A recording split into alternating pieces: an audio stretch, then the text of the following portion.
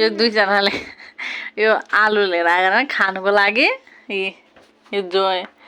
फुच्चा फुच्चाले यहाँ आलु खाने किन लिएको यो आलु ए ठुलो भयो नि त अन्त अलिक सानो चाहियो नि त यहाँ आगोमा डढाइदिनु अरे हो पोलिदिनु अरे खान्छ अरे त्यहाँ हेर सानो आलु होला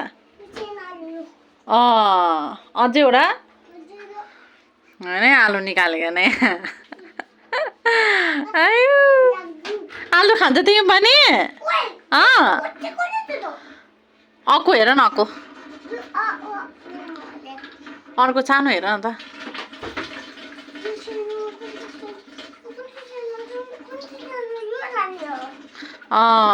ल्याऊ आलु खानु सिपालु यहाँनिर आलु खानु यहाँ आलु ल्याउँछु ल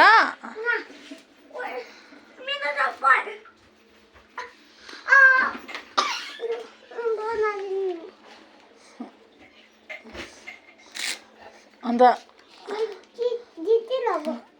लु मिलाउ त खुट्टा